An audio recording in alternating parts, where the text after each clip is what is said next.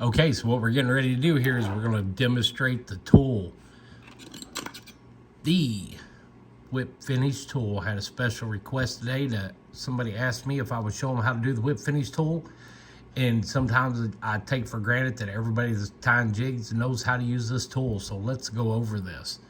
It's a simple design, but when you look at it for the first time, you're like, oh my gosh, what in the world is that? And how do I use it? There are a ton of videos on YouTube.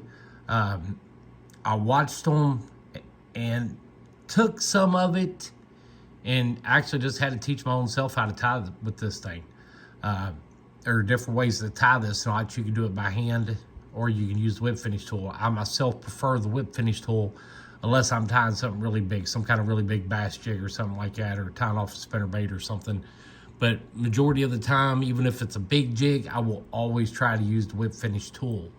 The proper whip finish tool has got I don't want to say a bearing in it because it don't really have a bearing in it, but it should be able to spin free.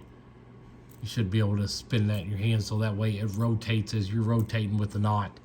So let's start out. We're just going to use our loon bobbin and we're going to wrap this 1/8 ounce freestyle jig head up just like we were tying, and say we got all our feathers in, we got all of our chenille in, we got our flash tied in, and we're done. So here we are. Next, we're going to take this tool, and you'll see that I've used this tool for so long it's almost hard for me to use it slow to give a demonstration on how to use it, but I'm going to do my best here. I'm going to take my time. So holding your whip finish tool parallel with your thread, you're going to take this top end up here, the hook, and you're going to hook that thread right there. Now I'm holding on to the part down here that lets it spin. I want it to keep it straight for now. I'm going to take that thread and I'm going to come over top this loop here in the bottom. I'm putting upward pressure on it, and now I'm going to let go of it, and I'm going to let it rotate. I'm going to pull the bottom end out, and I'm going to force it to go. I'm going to force it to go back over the jig head until I get this triangle.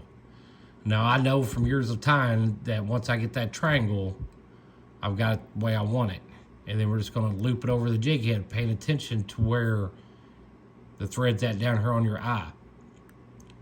We get the knot done. You see that? I about screwed it up because I was going too slow. I'm going to pull it out. I'm going to pop it loose. Let's do it again.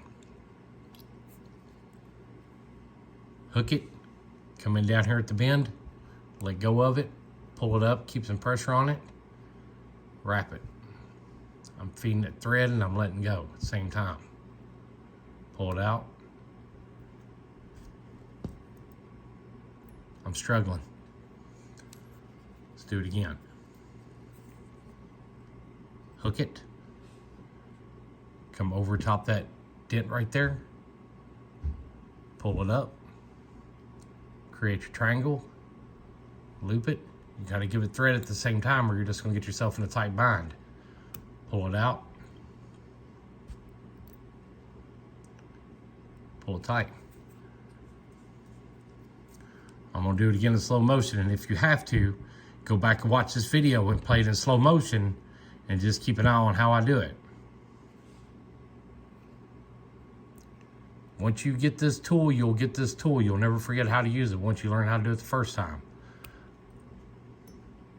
And you'll see it's actually easier if I do it fast. I gotta study it, and I gotta be a little bit careful with it when I'm doing it slow. It takes some concentration, but this tool's not that hard. Like I said, once you get it, you got it.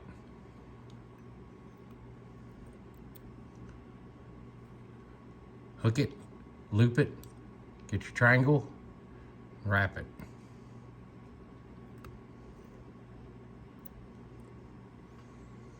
The whip finish tool.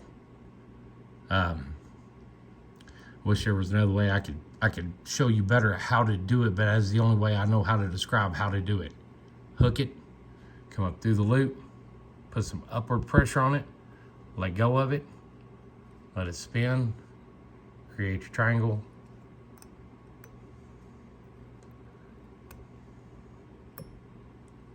Hook it, loop it, upward pressure, triangle, Wrap it.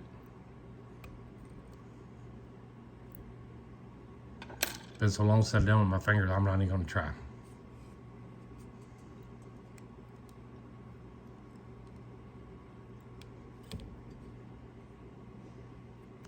I got a loose spot in that thread from having so much hanging out of the bobbin.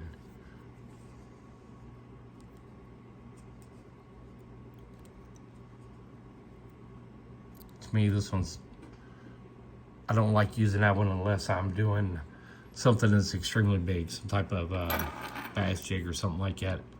I know there's a lot of people that do use it. I'm not a big fan of doing my fingers.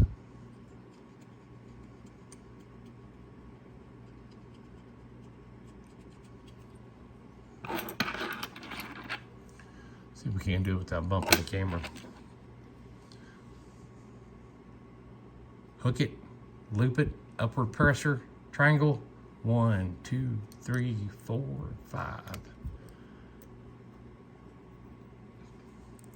The whip finish tools. When I first started doing this, I thought it'd be easier to figure out how to defuse a nuclear bomb. Don't let it trick you. It just takes a little bit of practice. So like I said, once you get it, you get it. You'll never forget how to use it once you get it. Hook it, loop it, pressure, triangle, wrap it. Maybe I need to start doing more beginner videos like this just to, like I said, I forget that there's people that's just doing this, just learning how to do it.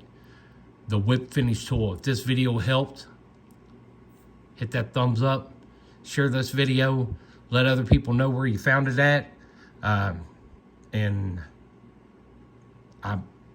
Any other questions, don't hesitate to ask. Like, share, subscribe, do all that good stuff. I greatly appreciate it. Thank you.